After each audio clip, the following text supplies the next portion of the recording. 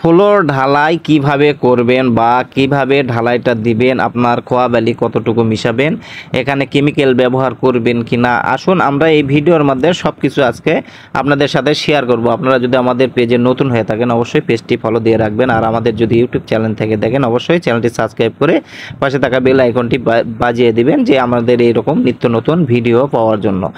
আমরা ফ্লোরে অবশ্যই কেমিক্যাল ব্যবহার করব। এখানে যেহেতু আমাদের মাটি খুব একটা ভালো ছিল না, সেক্ষেত্রে আমরা কিন্তু সব জায়গায় কেমিক্যালটা ব্যবহার করছি। এখানে আল্ট্রাটেক কেমিক্যালটা ব্যবহার করা হয়েছে, আর কিছু আমরা যে ডক্টর ফিজিট কেমিক্যাল ব্যবহার করছি, মানে মাটির নিচে যেগুলোতে ব্যবহার করা হয়েছে ডক্টর ফিজিট কিছু ব্যবহার করা হয়েছে, এবং এখানে আল্ট্রাটেক ব্যবহার করা হচ্ছে। আর এখানে সামনে যে সাইডটা দেখলেন সেটা কিন্তু দুই সাইডে সিঁড়ি এবং মাঝখানে একটা র্যাম্প করা হয়েছে।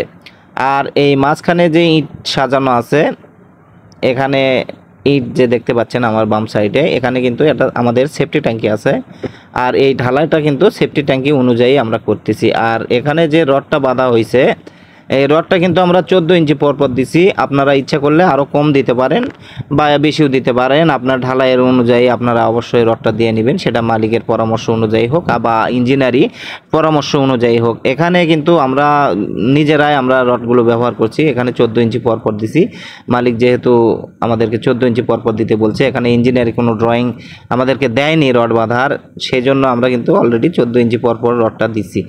কারণ হচ্ছে যে এখানে যে 10 mm রড ব্যবহার করা হয়েছে, এই জন্য 14 ইঞ্চি পরপর দেওয়া হয়েছে। এটা আপনার 12 ইঞ্চি পরপর আমরা বেশিরভাগ রডটা দিই। অনেক ইঞ্জিনিয়ার আমাদেরকে 9 ইঞ্চি বা 10 ইঞ্চি পরপর দেখায়, আমরা 10 ইঞ্চি পরপরই দিই। যখন ইঞ্জিনিয়ার দেখায় তখন আমরা সেই মাপেই দিই। আপনারা অবশ্যই ইঞ্জিনিয়ারের পরামর্শ নিয়ে বা আপনার মালিকের সাথে সাজেস্ট করে যে যেটা দিলে ভালো হয়। এখানে কিন্তু আমরা ঢালাইটা দিচ্ছি অলরেডি 3.5 ইঞ্চির মতো, মানে 3.5 ইঞ্চি আমরা ঢালাইটা করব। এখানে কিন্তু আমাদের প্রায় 4.25 ইঞ্চি হয়ে গেছে, মানে 4 ইঞ্চি তারও 2 সুত কম আছে।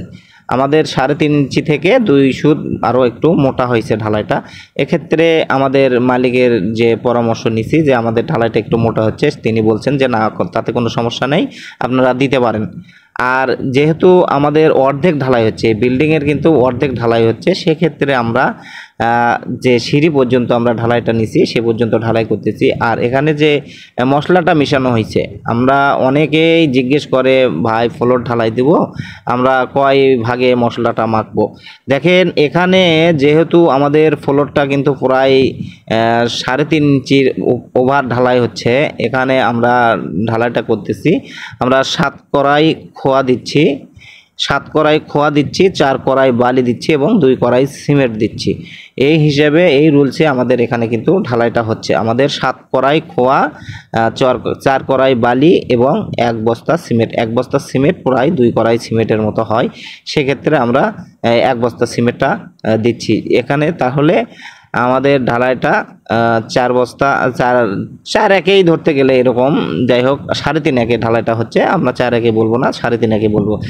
আর এই ফ্লোর ঢালাইয়ের সময় অবশ্যই আপনাকে কিন্তু খেয়াল রাখতে হবে যে আপনার ঢালাইটা আর ঢালাইয়ের ওপরে যে গাঁথুনিটা হবে সেটার উপর ডিপেন্ডস করে আপনারা ঢালাইটা করবেন, কারণ এটা আপনাকে অবশ্যই খেয়াল রাখতে হবে।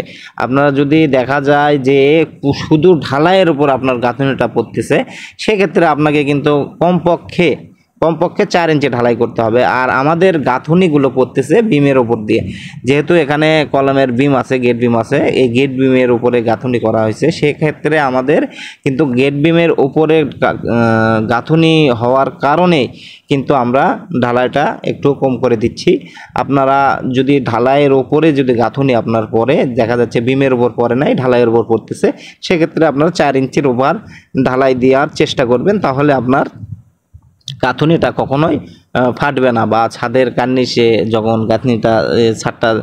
গাঁথুনিটা যখন ছাদের কার্নিশে ঠেকে যায়, মানে বিমের তলায় ঠেকে বা ছাদের উপরে ঠেকে, সেই সময় কিন্তু ফেটে যাওয়ার সম্ভাবনা থাকে। যদি একটু ঢালাই মোটা দেন তাহলে কিন্তু আপনার এই আঁশ ফাটাটা হবে না।